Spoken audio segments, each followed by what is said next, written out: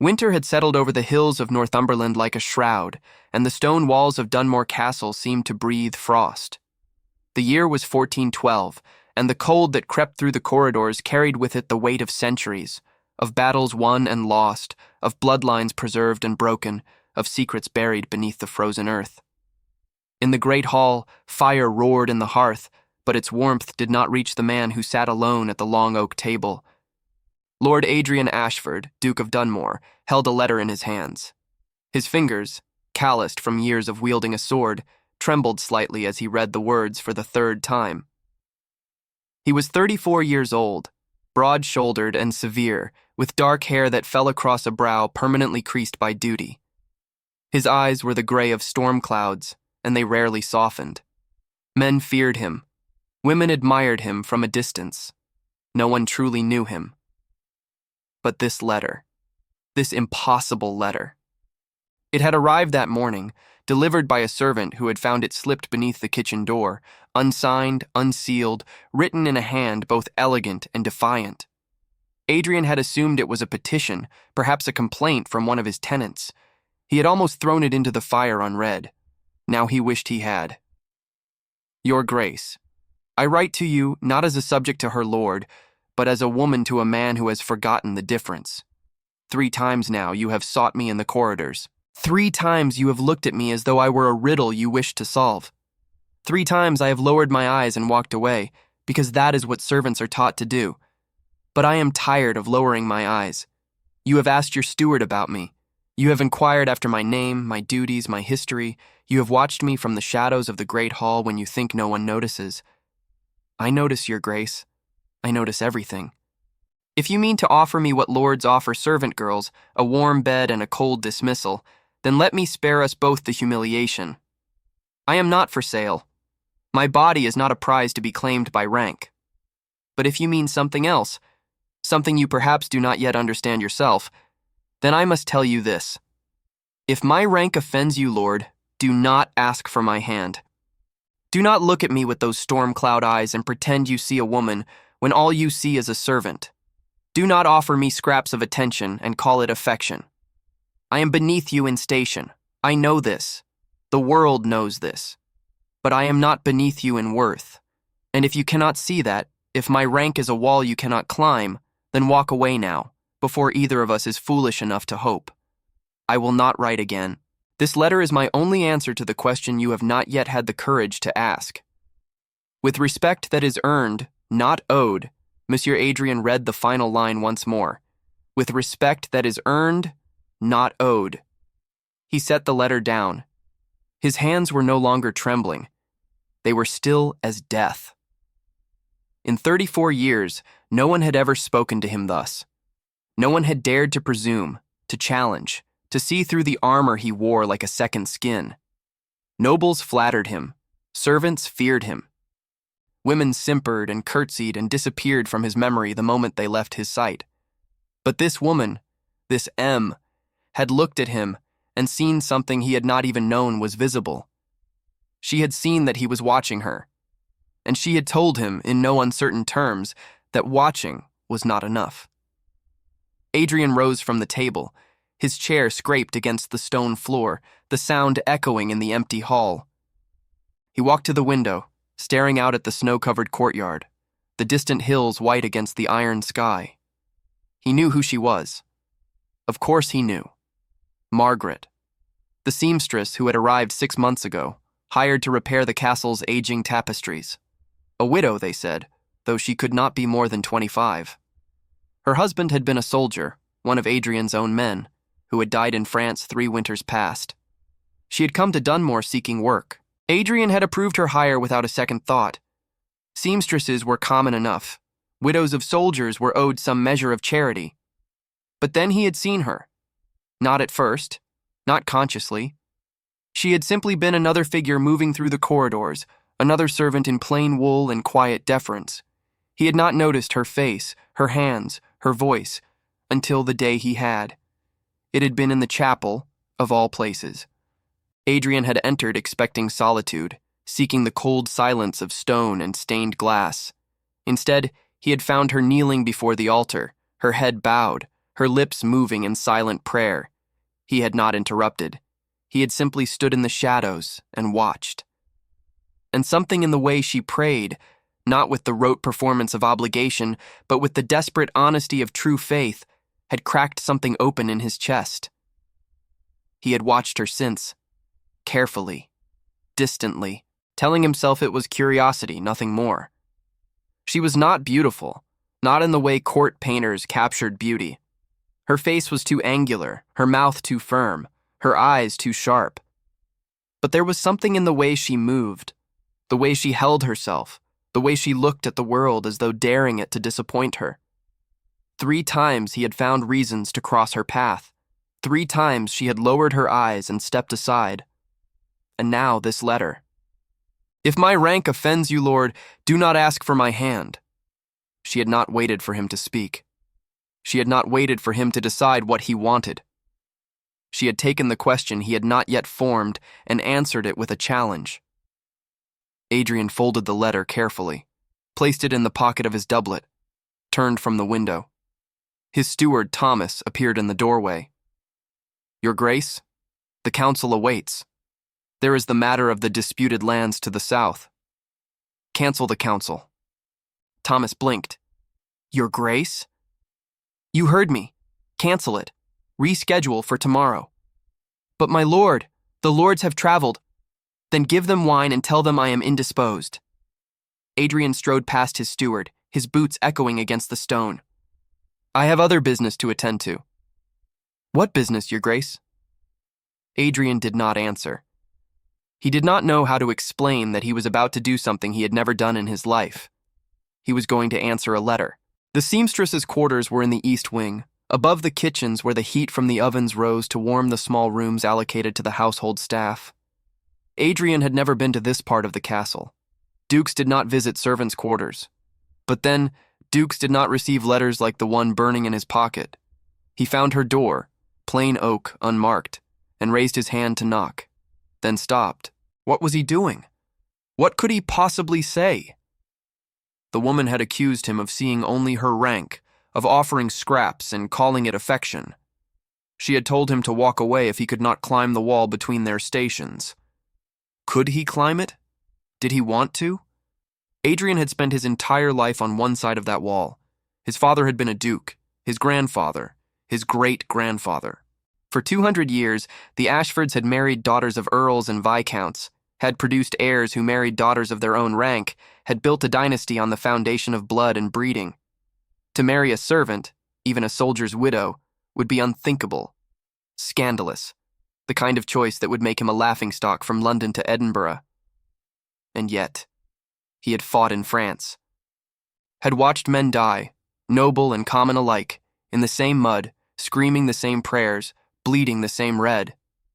He had held his best friend's hand as fever took him, had listened to the man speak not of glory or honor, but of his wife, his children, the life he would never return to. In that moment, rank had meant nothing. Death did not care if a man's grandfather had been a king or a cobbler. Adrian had learned something in that war, though he had spent years trying to forget it. He had learned that the walls men built between themselves were illusions. Useful illusions, perhaps, necessary ones, but illusions nonetheless. This woman, this Margaret, had seen through his illusions with a single letter. Perhaps it was time he saw through his own. He knocked. For a long moment there was no answer. Then, footsteps, the creak of floorboards, the scrape of a bolt being drawn back. The door opened, and there she was. Margaret stood in the doorway, dressed in plain gray wool, her dark hair pinned simply at the nape of her neck. She was holding a needle and thread, clearly interrupted in her work. Her eyes, brown, flecked with gold, sharp as broken glass, went wide when she saw who stood before her. Then they narrowed. "Your Grace," she said. Her voice was steady, but Adrian caught the slight tremor beneath it. "You are lost. The great hall is in the west wing." "I am not lost." "Then you are confused. Dukes do not come to the servants' quarters." "This duke does." He reached into his pocket, withdrew her letter, held it up between them. "I believe you wrote this." She did not flinch, did not deny it. did not do any of the things a servant should do when confronted by her lord. I did, she said. You did not sign it. I did not need to. You knew who wrote it. That is why you are here. Adrian studied her. Up close, she was even less beautiful than he had thought.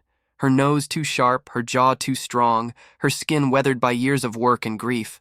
But her eyes held him like a vice. You told me to walk away, he said. I told you to walk away if you could not see past my rank. And if I can? She laughed, a short, bitter sound. Can you?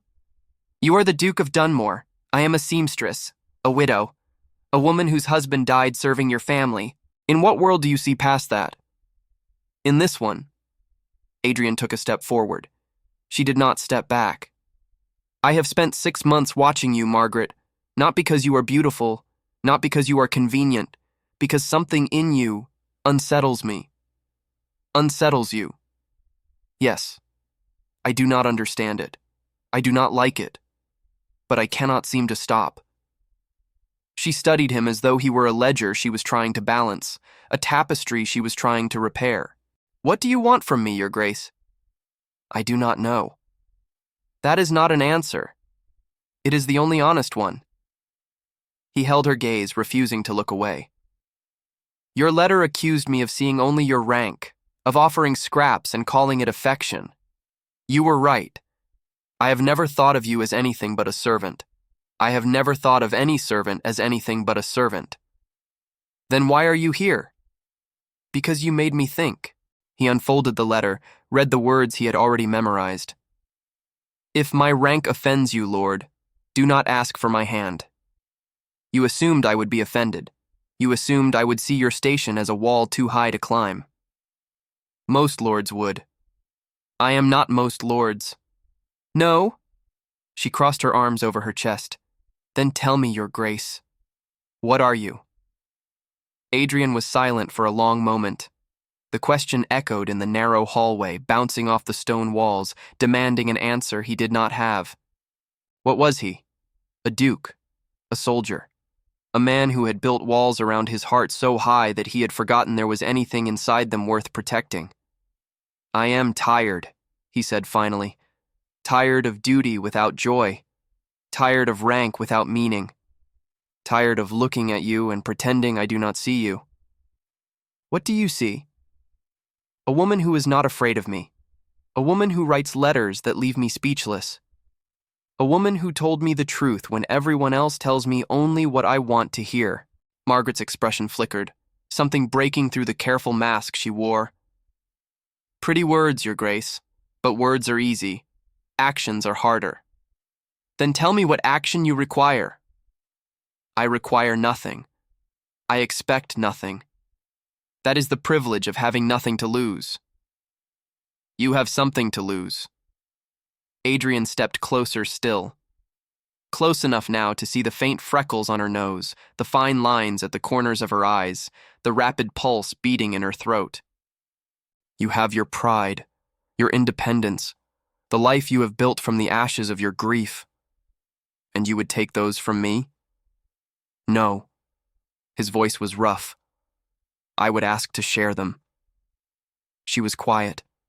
The silence stretched between them, heavy with possibility and fear. Finally, she spoke. You are a fool, Your Grace. I am aware. You will be mocked, scorned, your family will disown you, your peers will shun you. Probably. And you would risk all of that for a woman you have never even had a proper conversation with? Adrian smiled. It felt strange on his face, unfamiliar, almost painful. I would risk all of that for the woman who wrote me a letter that left me speechless. I would risk everything for the chance to see what else she might say. Margaret stared at him. For a long moment, her expression was unreadable. Then, incredibly, she laughed. Not the bitter laugh from before, a real laugh, warm and startled and alive. You had better come in, then, she said, stepping aside. We have a great deal to discuss. Adrian entered. The door closed behind him, and outside the snow continued to fall, blanketing the world in white. Check if you are already subscribed to this channel.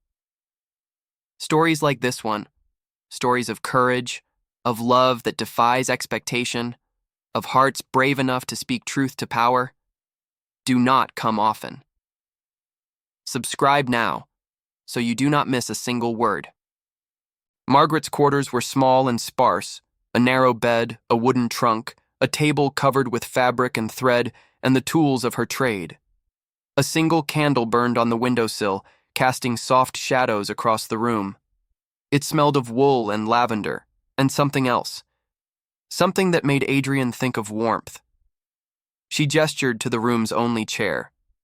"Sit, Your Grace." "Adrian," she paused. "I beg your pardon?" "My name. It is Adrian. If we are to have this conversation, you should use it. That would be inappropriate. This entire situation is inappropriate. We may as well commit fully." A ghost of a smile crossed her face. She sat on the edge of the bed, her hands folded in her lap, and watched him take the chair. He felt enormous in the small space, too large and too loud, a bull crammed into a china shop. "You have questions," she said. It was not a question. "Many. Ask them." Adrian considered where to begin. There were 1,000 things he wanted to know: her history, her hopes, her fears, the contents of her heart that she guarded so fiercely. "How did you know I was watching you?" "Because I was watching you." She said it simply, without coyness. When you are a servant, you learn to be aware of those who hold power over you. You learn to read their moods, their movements, their intentions. It is a matter of survival. And you read mine. I tried. "You're not easy to read, Your Grace." "Adrian. Adrian." The name sounded strange on her lips, as though she were testing a word in a foreign language. "You are closed, guarded. You wear your face like a mask." "As do you." She inclined her head, acknowledging the point. "Perhaps that is why I noticed you. We are alike in that way. Are we alike in other ways? I do not know yet. That is what this conversation is meant to determine." Adrian leaned forward, his elbows on his knees. "Then let us determine it. Tell me about your husband." He saw the flicker in her eyes. Not pain exactly, but something more complicated. Memory, regret, the residue of love transformed by loss. "His name was Robert," she said quietly. "He was a blacksmith's son who became a soldier because there was no other path for a man of his station. He was kind, steady. He made me laugh." "How long were you married?" 3 years. He was killed in the siege of Harfleur. I received word 6 months after he was buried. I am sorry. Do not be. He died doing what he believed was right. He died serving a cause he thought was just." She paused. "He died serving you." The words landed like a blow. Adrian had known, intellectually, that the soldiers who fell in France had been his men. But knowing and understanding were different things. "If that creates a debt," he said carefully, "I would honor it. I do not want your debt. I do not want your guilt. Robert made his choices, and I made my peace with them long ago." She lifted her chin. "I wrote that letter not as a widow seeking charity, but as a woman speaking to a man. Do not confuse the two." "I will not." "Good." She rose, moved to the window, looked out at the falling snow. "Now I have a question for you." "Ask." "Why did you come to Dunmore? After the war, I mean. You could have stayed in London. You could have sought a position at court. You could have lived a life of ease and pleasure, surrounded by people who flatter you." Adrian considered the question. No one had ever asked him this before. No one had ever cared. "Because I was tired," he said finally. "Tired of the games. Tired of the masks. Tired of men who smiled while they plotted against each other, women who simpered while they schemed. I wanted silence. I wanted stone walls and cold winds and a place where I could forget what I had seen." "Have you forgotten?" No, but the silence helps. She turned from the window. In the candlelight, her face was softer, the hard edges blurred by shadow. You are lonelier than you pretend to be. Yes. And you thought, perhaps, that I might understand loneliness. I hoped. She was quiet for a moment. When she spoke again, her voice was barely above a whisper.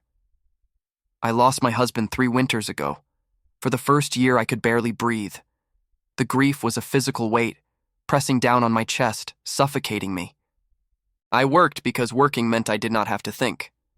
I survived because surviving was what Robert would have wanted. And now? Now I am still lonely. But the loneliness has become familiar, almost comfortable. I have built a life around it, the way one builds a house around a foundation of stone.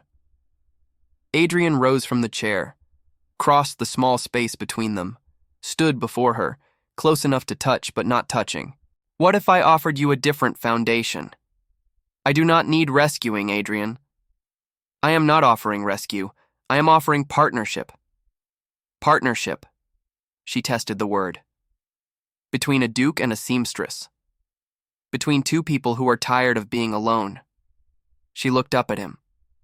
This close, he could see the gold flecks in her brown eyes, the faint scar above her left eyebrow, the slight tremble of her lower lip. You do not know me, she said. You have watched me from a distance. You have read 1 letter. That is not enough to build a partnership on. Then let me know you. Let me earn the right to ask for your hand. And if, after knowing me, you find you do not want me after all, then I will walk away with nothing but gratitude for the time you gave me. You are either the most honest man I have ever met, she said, or the most skilled liar. I am a terrible liar. My face betrays me constantly. I had noticed. For a long moment, they simply stood there, 2 strangers on the edge of something neither could name. Then Margaret stepped back. The spell broke. The world resumed its turning. Come to supper tomorrow, she said. Not here, the kitchens. I will be working late on the tapestry for the great hall. You can sit with me while I sew, and we can continue this conversation. In the kitchens? Where the servants will see? Yes. If you are serious about partnership, Adrian, you must learn to exist in my world as well as yours. You must learn that not everything of value happens in great halls and council chambers. You are testing me. I am. Consider it the first of many tests. Adrian smiled, the second genuine smile he had managed in her presence. I accept. He moved toward the door, then paused with his hand on the latch. Margaret. Yes? The letter you wrote. You said you would not write again. That it was your only answer to the question I had not yet asked. I remember. I am asking now. Will you give me the chance to prove that your rank does not offend me? Will you let me earn what I cannot simply claim? She considered him. The candle flickered. Outside, the wind howled against the castle walls. Come to supper tomorrow, she said again, and we will see. The castle kitchens were a world unto themselves. Adrian had never truly seen them before. Not really. He had passed through, perhaps, on his way to somewhere else. He had issued orders to the cook, approved menus for feasts, acknowledged the existence of the bustling, sweating, shouting space where his meals were prepared. But he had never sat on a stool by the great hearth, watching servants move around him like water around a stone, trying to make himself small in a space where he had always been large.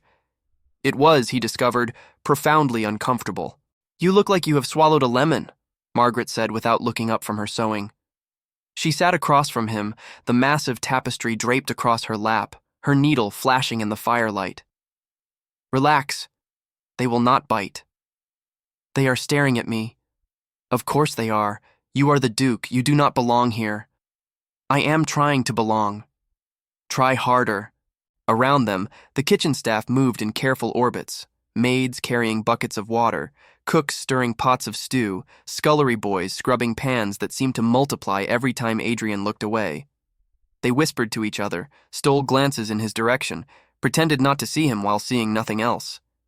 He understood suddenly what it meant to be looked at without being seen. "Tell me about the tapestry," he said, seeking safer ground. Margaret's hands paused. She glanced up at him, a flicker of surprise in her eyes. "You want to know about the tapestry?" "I want to know what you are doing. I want to understand your work." She studied him for a moment, as if checking for mockery. Finding none, she lifted the fabric so he could see it more clearly. "It depicts the Battle of Hastings. The original was made 200 years ago, but time has not been kind to it. The threads are fraying, the colors fading. My task is to restore it, to repair the damage without altering the original design." "How do you do that?" "Carefully." She showed him a section where new thread had been woven into old, the join nearly invisible. "You must match the color exactly, the texture, the weight. If the new thread is too different, it will stand out like a scar. The eye will be drawn to the repair rather than the hole. It is delicate work. It is patient work. Some days I manage only a few inches. Some days I simply sit and study the pattern, trying to understand what the original weavers intended." "Do you enjoy it?" The question seemed to startle her. "Enjoy it?" "Yes. Is it something you love or simply something you do to survive?" Margaret was quiet for a long moment. Her needle resumed its motion, dipping in and out of the fabric with practiced ease. "When I was a girl," she said finally, "my mother taught me to sew. She was a seamstress too. She made clothes for the minor nobility in our village. She used to say that every stitch was a word and every garment was a story. That we were not just making clothes, we were making memories." "That is beautiful." "I thought so too, until I learned that memories do not pay for bread." She shrugged, but there was no bitterness in the gesture. "I enjoy the work, yes. There is satisfaction in taking something broken and making it whole. There is peace in the rhythm of the needle, the quiet focus it requires. But I do not romanticize it. It is labor. It is survival. That is enough." Adrian watched her hands move, sure and steady, never hesitating. He thought of his own hands, trained for swords and reins and the signing of documents that decided the fates of men. "I have never made anything," he said, "not with my own hands. I have ordered things made, commissioned things, purchased things, but I have never created something from nothing. Would you like to learn?" He blinked. "To sew? To create?" She reached into her basket, withdrew a small piece of cloth and a needle already threaded with blue silk. "Start with something simple, a straight line. I will ruin it. Probably. That is how learning works." She placed the cloth and needle in his hands. Adrian stared at them as though they were foreign objects, artifacts from a world he did not understand. Around them, the kitchen had gone quiet. The servants were watching openly now, their tasks forgotten, their mouths hanging open at the sight of the Duke of Dunmore holding a sewing needle. "They are staring again," Adrian muttered. "Let them stare. Push the needle through the fabric." He pushed. The needle went in crookedly, emerged at an odd angle. The thread tangled. The stitch looked like something a child might produce on their worst day. Margaret laughed, not mockingly, but with genuine warmth. "That is terrible. I told you I would ruin it." "You did not ruin it. You made a first attempt. First attempts are supposed to be terrible. Try again." He tried again, then again. By the fifth stitch, his line was still crooked, but at least it resembled a line. Margaret nodded approval. "Better. You have steady hands. Years of sword training. Perhaps we can convert you to more peaceful pursuits." I would not object. They worked in companionable silence for a while. Margaret on her intricate restoration, Adrian on his humble line of stitches. The kitchen gradually resumed its normal rhythm, the servants returning to their tasks, the initial shock fading into curious acceptance. "Why did you stay?"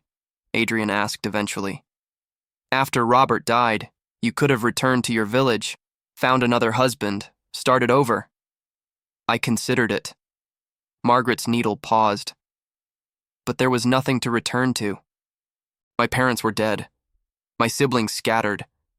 The village held only memories I did not want to face. So you came here. I came here. To the place where Robert had served. I do not know what I thought. Perhaps that I would feel closer to him. Perhaps that I would find answers to questions I did not know how to ask.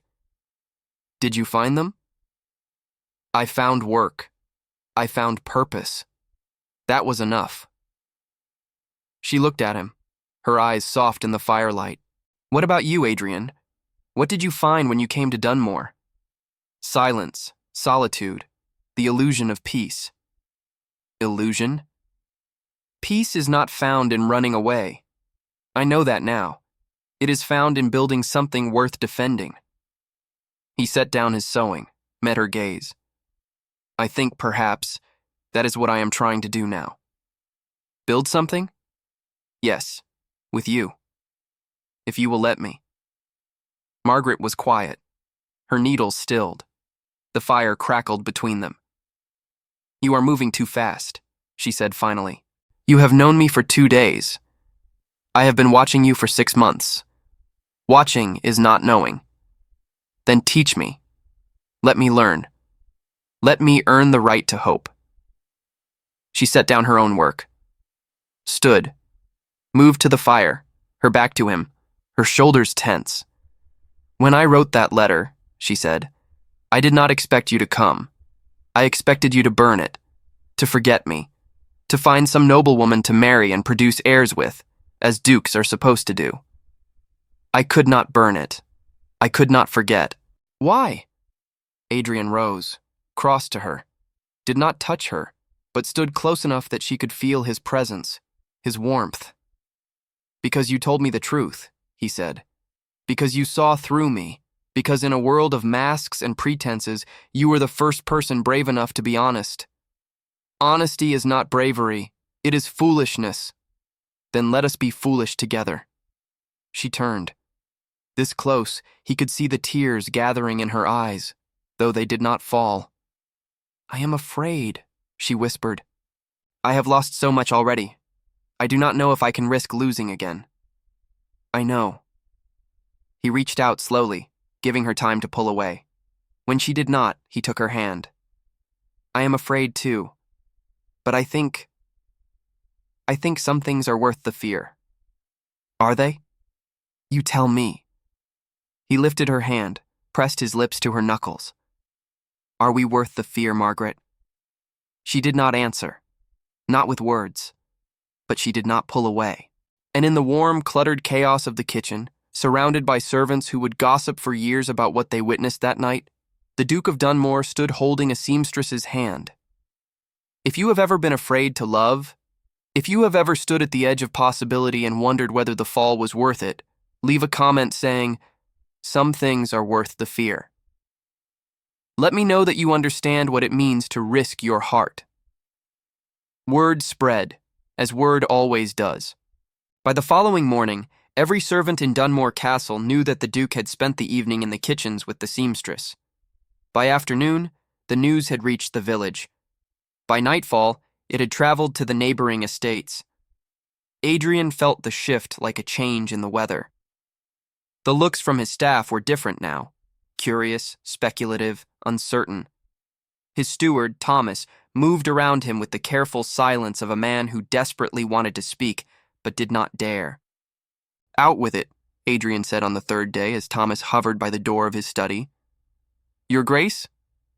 Whatever you want to say it. Thomas hesitated.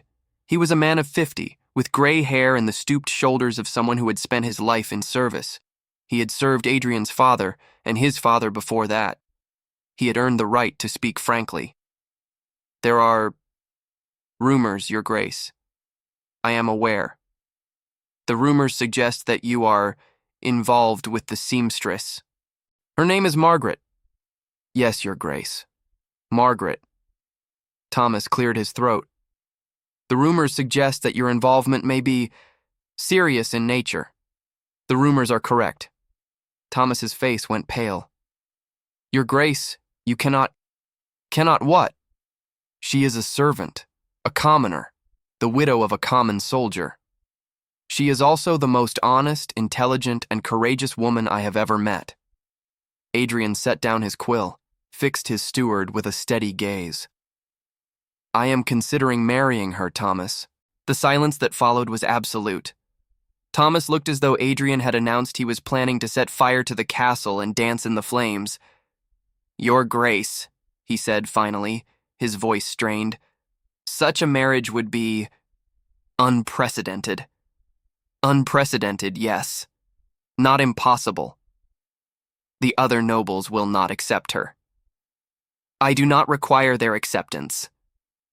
Your family. My family is dead. I am the last of the Ashfords. If I choose to marry a seamstress, there is no one to stop me. Your Grace, please. Thomas stepped forward, his composure cracking. I have served this family my entire life. I have watched you grow from a boy into a man. I have never questioned your judgment, but this is madness. Is it? Yes. The woman is not suited to be a duchess. She has no training, no education, no understanding of the responsibilities such a position requires. She runs a business in her own right. The embroidery work she produces is sold throughout the North.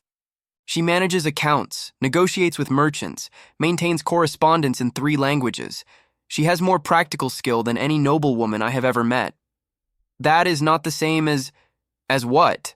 Knowing which fork to use at a formal dinner? Memorizing the proper form of address for an earl versus a viscount? Adrian stood, his patience fraying. I have lived among nobles my entire life, Thomas. I have watched them smile and bow and observe every rule of etiquette while plotting each other's destruction. I would take Margaret's honest hands over their polished manners any day.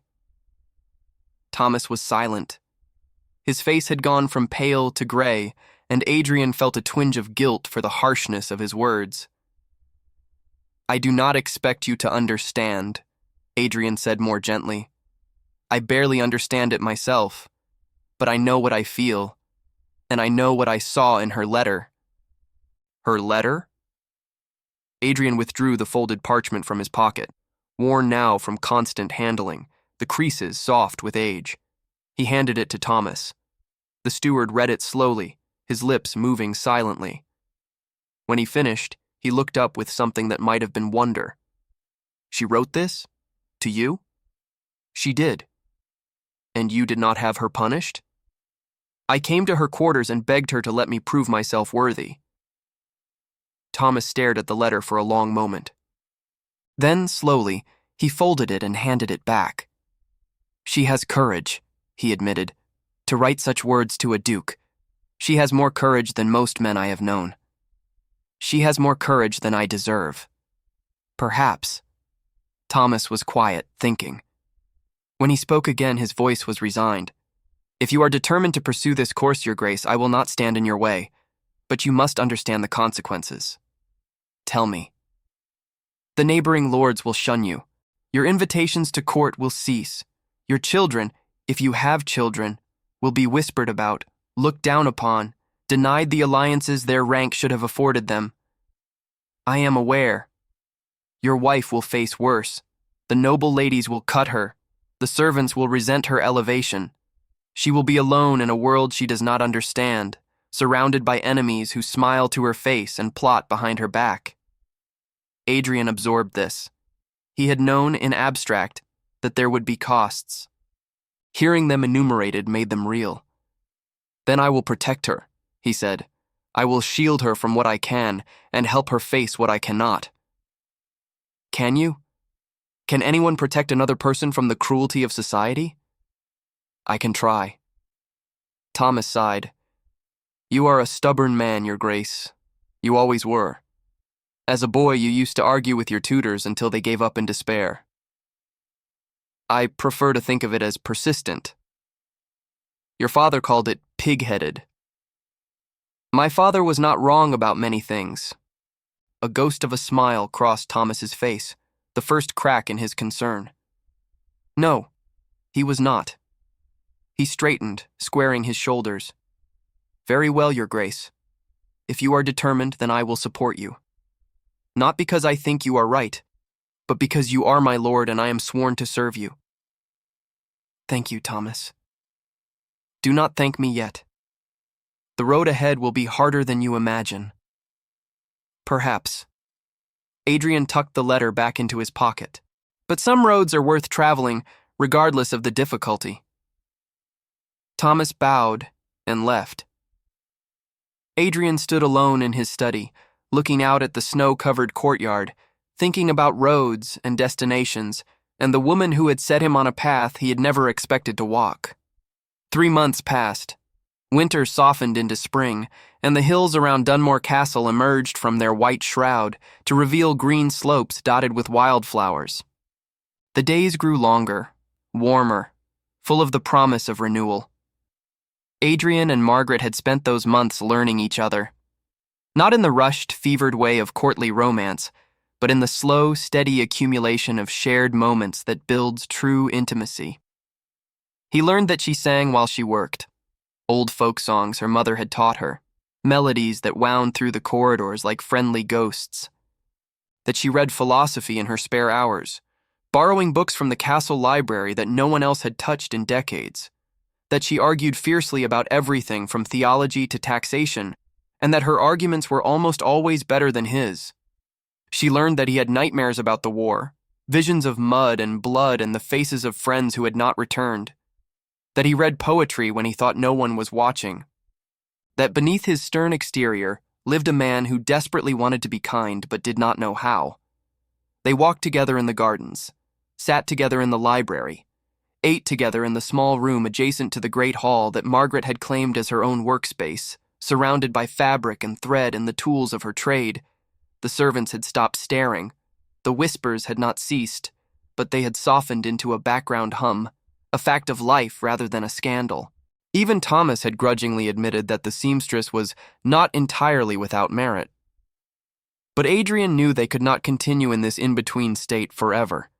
A duke did not court a woman for months without reaching a conclusion. Either he would marry her or he would not. And so, on a morning in late April, when the sun shone warm through the castle windows and the birds sang in the courtyard trees, Adrian went to Margaret's workroom with a ring in his pocket and a speech prepared in his mind. He found her at her table, bent over a section of the restored tapestry, her dark hair escaping from its pins, a smudge of dust on her cheek. She looked up when he entered, and her face broke into the smile that had become his reason for waking each morning. "You are early," she said. "I was not expecting you until afternoon."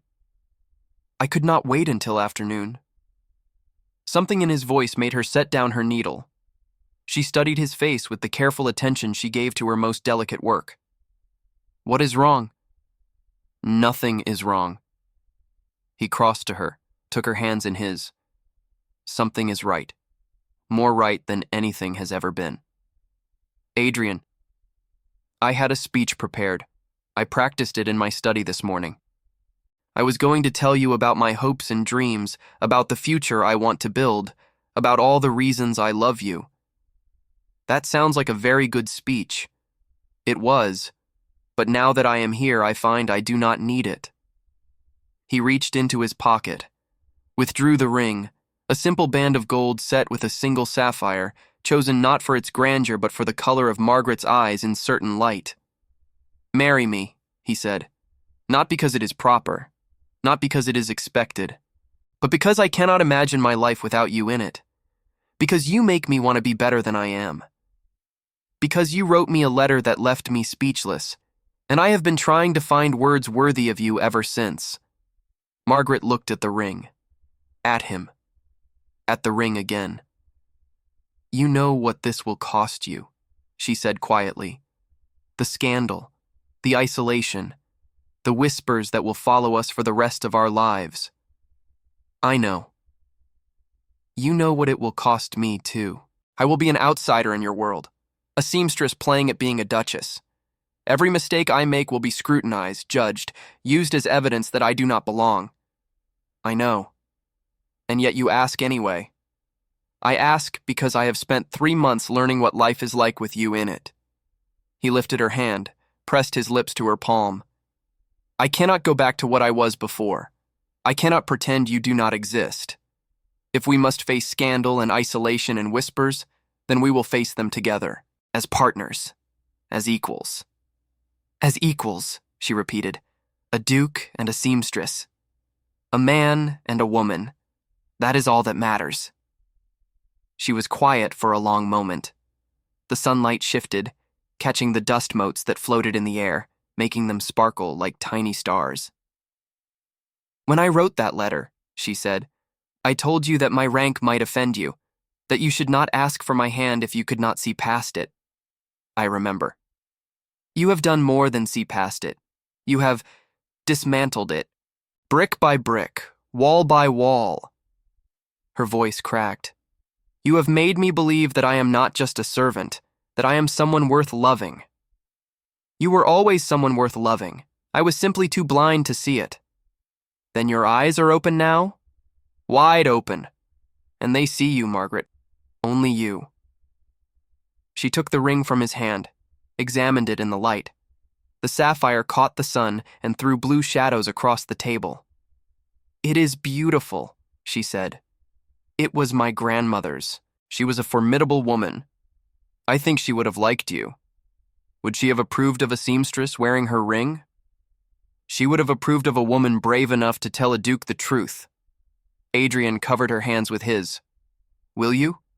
Tell me the truth, I mean. One more time. Margaret looked at him. Her eyes, brown flecked with gold, sharp as broken glass, glistened with tears she would not let fall. Yes, she said. Adrian's heart stopped. Yes? Yes, I will marry you. She slipped the ring onto her finger. It fit perfectly, as though it had been made for her. Yes, I will face scandal and isolation and whispers with you. Yes, I will build a life with you, whatever the cost. She stood, cupped his face in her hands, kissed him, not gently, not politely, but with all the fierce honesty that had defined her from the moment they met. When she pulled back, they were both breathless. Well, Margaret said, I suppose we had better inform your steward. He may faint. Then we will revive him. I have smelling salts. Adrian laughed, the free, unguarded laugh that she alone could draw from him. I love you, Margaret. I know, she smiled. I love you too, you impossible man. They married in the castle chapel on a morning in May, when the world was soft with new growth and the air smelled of rain and flowers. There were no nobles in attendance, no lords or ladies or representatives of the great houses that had once sought Adrian's alliance. They had not been invited, and they would not have come if they had been. Instead, the chapel was filled with servants, cooks and maids and stable hands, gardeners and laundresses, and the boy who swept the great hall. They sat in the ancient wooden pews, dressed in their cleanest clothes, watching with wide eyes as their lord married one of their own. Margaret wore a gown of deep blue, the color of her eyes, the color of the sapphire ring, trimmed with silver thread she had embroidered herself. Her hair was pinned with simple combs of carved ivory, a gift from the cook who had known her longest. She walked down the aisle alone. No father to give her away, no family to witness her transformation. Just Margaret, steady and sure, her storm-gray eyes fixed on the man who waited at the altar. Adrian watched her approach, and for the 1,000th time since their first meeting, he felt the world shift beneath his feet. She was not beautiful. He knew that, had always known it. But beauty was a trap, a pretty cage that held the eye while the heart escaped. Margaret was something better. She was real. The ceremony was brief, simple vows, a blessing, the exchange of rings.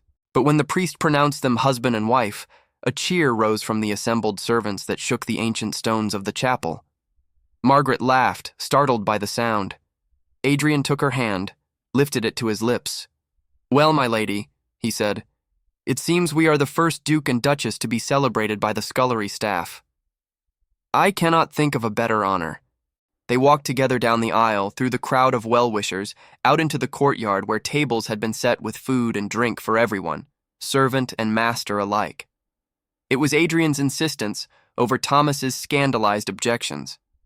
If they were going to do this, they would do it properly. The celebration lasted until sunset. There was music, a fiddler from the village, a servant who played the lute, and dancing, and enough ale to make even the most reserved housekeeper sing off-key songs about love and loss. Adrian danced with his wife. Not the formal, measured steps of a noble ball, but the wild, joyful movements of a country reel. Margaret threw her head back and laughed, her hair coming loose from its pins, her cheeks flushed with happiness. He had never seen anything more beautiful. Later, when the stars emerged and the last of the revelers had stumbled home, Adrian and Margaret stood alone in the castle garden. The moonlight silvered the roses, the fountain murmured its endless song, and somewhere in the darkness, a nightingale sang. "I used to dream of this," Margaret said softly. "When I was a girl, a husband who loved me, a home of my own, a life built on something more than survival. And now? Now I am a duchess." She laughed at the absurdity of it. "A seamstress who married a duke. My mother would not have believed it." "Would she have approved?" "She would have asked if you were kind." Margaret turned to face him. "I would have told her yes. Yes, he is kind and honest, and brave enough to love me despite everything." "Not despite." Adrian pulled her close. "Because of. I love you because of everything you are, not in spite of it." They stood together in the moonlight, two people who had found each other against all odds, who had built something from the wreckage of their separate loneliness. The nightingale sang. The stars wheeled overhead. And in the garden of Dunmore Castle, the Duke and Duchess held each other and did not let go. Summer had come to Northumberland, and the hills were alive with color.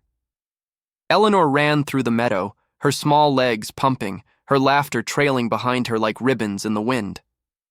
She was 9 years old, with her mother's dark hair and her father's storm-gray eyes, and she had more energy than seemed possible for a child her size. "Catch me, Papa," she shrieked. "Catch me if you can."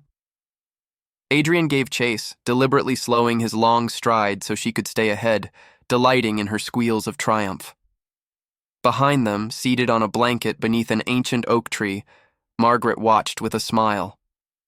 She was 40 now, and the years had softened her sharp angles, rounded her cheeks, woven silver threads through her dark hair. But her eyes were the same, brown flecked with gold, sharp as broken glass, and they still held the fierce honesty that had drawn Adrian to her all those years ago. In her lap sat a bundle of fabric, the christening gown she was embroidering for the baby growing in her womb. Her second child, unexpected but deeply wanted, a gift that had arrived just when they had stopped hoping. She touched her belly, felt the flutter of movement within, and smiled. "Mama!" Eleanor came running back, breathless and grass-stained. "Papa is too slow. He cannot catch anyone." "Your papa is an old man," Adrian said, collapsing onto the blanket beside his wife. "He requires rest." "You are not old." "I am ancient. Ask Thomas." "Thomas says you are stubborn and pig-headed." "Thomas is not wrong." Eleanor giggled, flopping down on the grass to examine a ladybug that had landed on her knee. Adrian watched her for a moment, then turned to Margaret. "Happy?" he asked. "You ask me that every day. And every day I want to know the answer." She leaned against him, her head on his shoulder, her hand finding his. "Yes, I am happy. I have been happy for 10 years. "Only 10? What about before?" "Before was different. Before was surviving. This is living." He kissed the top of her head. "I never thanked you, you know." "For what?" "For the letter. For being brave enough to tell me the truth. For not letting me be the fool I was determined to be." Margaret laughed. "You were a spectacular fool." "I was, but you saw through me." "Someone had to." Eleanor looked up from her ladybug. "What letter, Mama?" Margaret and Adrian exchanged a glance, the shared look of parents deciding whether a child is ready for a particular story. "A long time ago," Margaret said, "before you were born, I wrote your papa a letter. It was a very honest letter. It told him things no one had ever told him before." What things? That I was worth more than my station. That love is not something to be bought or sold, that if he wanted my hand, he would have to earn it. Eleanor considered this with the gravity only a 9-year-old could muster. And did he? Earn it? What do you think? Eleanor looked at her father, at his kind eyes, his gentle hands, the way he looked at her mother as though she hung the moon. I think he did, she said. I think he is still earning it. Adrian smiled. She is too wise for her age. She gets it from her mother. Undoubtedly. The summer sun warmed their faces. The wind carried the scent of wildflowers and fresh grass. In the distance, Dunmore Castle stood solid and eternal, its stones softened by climbing roses, its halls filled with the sounds of life and love. Margaret pulled out the letter, the same letter, now more than a decade old, its edges worn to softness, its creases deep from 1,000 readings. She handed it to Eleanor. This is my letter? Eleanor asked, wide-eyed. This is the letter that changed everything. Keep it safe. Remember what it means. Eleanor held it like a sacred object. What does it mean, Mama? Margaret looked at her daughter, at her husband, at the life they had built together, stone by stone, choice by choice, against all odds. It means that your worth is not determined by your rank, that you deserve to be loved for who you are, not what you represent, that if someone cannot see past the walls the world builds between people, they do not deserve your heart. Eleanor nodded slowly, absorbing this. And it means, Adrian added, pulling them both close, that sometimes the bravest thing you can do is tell the truth, even when you are afraid, especially when you are afraid. Even to dukes? Especially to dukes. Eleanor smiled. She tucked the letter into her pocket, where it rested against her heart like a promise. And in the meadow beneath the summer sun, surrounded by wildflowers and birdsong and the endless green hills of Northumberland, the family stayed together until the light faded and the stars emerged to guide them home. If you watched this far, it is because you felt something. You recognized something. You understood that some stories are not just told. They are lived, they are breathed, they become part of who we are. Leave a comment saying, I watched this far so I can know you, so I can thank you, so I can understand who truly loves the stories on this channel. If this story touched your heart, if it made you believe in love, in courage, in the power of a single letter to change everything, then please like this video and share it with someone who needs to hear it. And if you have not yet subscribed, this is the moment. Subscribe now so you never miss another tale of impossible love, quiet bravery, and hearts that refuse to be silenced. Because in a world that tries to divide us by rank, by station, by the walls we build between ourselves, stories like this remind us of what matters. Not where we come from, not what title we carry, but who we choose to be, and who we choose to love. Thank you for being here. Thank you for listening. Thank you for believing. Until the next letter opens.